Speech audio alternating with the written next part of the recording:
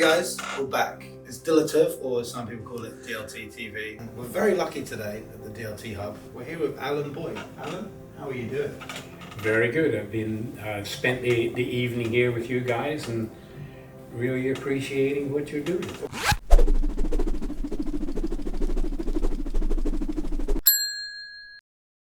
So here we are for DLT TV. We are here hosted by Crypto Mondays at the wonderful Argentex.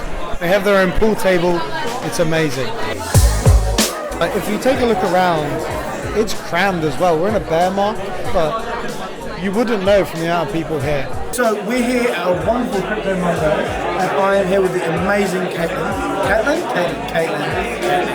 who is one of the founders. What is Crypto Mondays? So Crypto Monday started in New York in 2018, actually. Lou Kerner wanted to start building a crypto community because he was really getting into the space at the time. And I just happened to attend one of the original events in New York, and I met Lou, and he asked me would I like to start a chapter in London, and I said sure. I mean, Today you've had to do how many beer runs? Well, we had to do 2, which is a little bit unusual. Usually we just get 1 and we get everything in, but that's fine. You know, we want to keep the people happy. Oh, yeah. I just think let's leave the elitism from Web 2 at the door. I'm really here to build community and meet as many people as possible who have sort of passion for the same thing and a curiosity to learn. Yeah. What, the 30-second employee? 30-second employee. 30 seconds. Yeah, I know all the secrets. I know where all the skeletons are buried and that. And the interesting thing is I know all the I've seen all the myths and the rumors and everything that was about that period in time, and yeah, I know what actually happened, and I was there and I did it, and it was fun. Can't remember much of it because we were working hard. And still around now. So it's funny it's still around now because that I think is the greatest achievement of Microsoft, to be honest with you, is not that we developed great software, but we developed a company and a system within the company to keep that great software going forward. So here we are, we're 40 years later, and it still has the same market share it had in 1984. It's impressive. That's what's most impressive to us, is that, you know, we came up with a way of designing and building software that just always kept it going forward, because it wasn't a straight line, it was this life cycle. It kept going around. So every time it went around, how do we evaluate this 5 years later? What are the consumers, the customers thinking? You know, we build them in and then we go around another one and we keep doing that.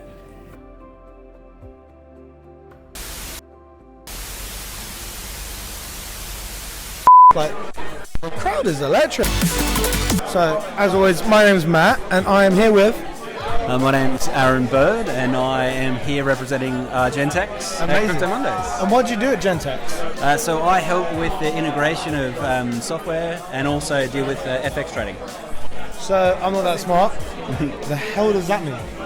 So basically, it's actually a little bit different to Crypto Mondays because we don't physically deal in crypto.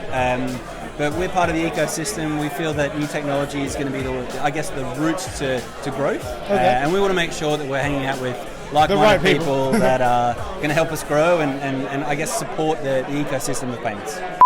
About product and company life cycles. Now in Web3, do you see any of the same things happening now, or do you expect the same cycles to come around? Well, absolutely. Web3 is... The problem with Web3 is it's totally predictable at this point in time. You know, I mean, yeah, I'm seriously thinking of writing a book about this, or at least developing a documentary or something, but there's something weird going on in technology that goes around in 14-year life cycles, 14-year cycles. You know, it started with radio in 1939 with the King's Speech. Everybody had to have a radio to hear, you know, how their kids were doing fighting in Germany. You know, in America, you had, you know, people, you know, like Fred Friendly and William R. Murrow, who were reporting from the rooftops of London while Hitler was raining down bombs. I mean, come on, this is news as entertainment, if you like, and radio became the first electronic media distribution channel.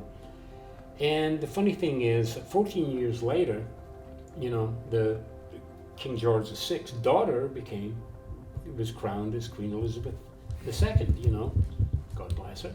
And, 14 years after that, we had the Beatles singing on All You Need Is Love on a television program called One World, where we were kids sitting here in Britain watching it. What we didn't realize is that 400 million other people were watching it as well. This was the first global television broadcast. And what made it possible was solid-state electronics and satellites. And then 14 years later after that, solid-state electronics came into its own and we had the IBM personal computer. 14 years later after that, a bunch of companies got together and decided we'll use these two technologies, these two protocols called TCP, Transmission Control Protocol, and IP, Internet Protocol. And that was the first time the world heard the word Internet, right? And then 14 years later after that, Steve Jobs stood up on the stage and gave the world iPhone and mobile computing. That was 14 years ago. Well, now. So now it's absolutely, there's this cycle that's going on, and we're at this inflection point right now. But what's your takeaway from Crypto Mondays? I think the adoption of crypto is evident, and it's something that can't really be stopped. And I feel that with the right circumstances, and you see right now issues around central bank, inflation's high, the youth, I guess, are looking for an alternative to standard currency, banking and whatnot. And I think right now you can see behind me, as many people are enjoying the space, that adoption is going to take off, or already is taking off. And I mean, this is a bear market. Order! Yeah, right. So what do you think's next? Web3. Web3, in my opinion, is a combination of 5 technologies. These are going to be blockchain. That will change the way we store information. Crypto, which is not the same as blockchain, but it's a redefinition of the concept of money and wealth. Metaverse, which is, wow, the human beings are finally going to return to 3 dimensions after spending, 100 years looking at the world through a 2-dimensional screen, right? Augmented reality, which I think is the dark horse in the bunch, where we're going to bring the metaverse into the real world, not the other way around, right? And then the 5th is artificial intelligence, which is going to create a whole paradigm shift in computing technology itself. Computers are going to get away from calculating data into calculating knowledge, right? And this is going to be driven by AI. And we got all 5 of these happening at the same time, and it's a big bang. And we can call it Web3 if you like, but it's going to happen. Yeah. The world can't wait for it. It's like in our last episode, Steve Bartlett was asked, what do you think about the term Web3? Do you think it's a marketing ploy? And he was like, it doesn't matter what you call it, it's still just as important. Well, it's been an absolute pleasure and an honour to talk to you. Thank you so much for coming. It's great to be here. And thanks for being on Dilative.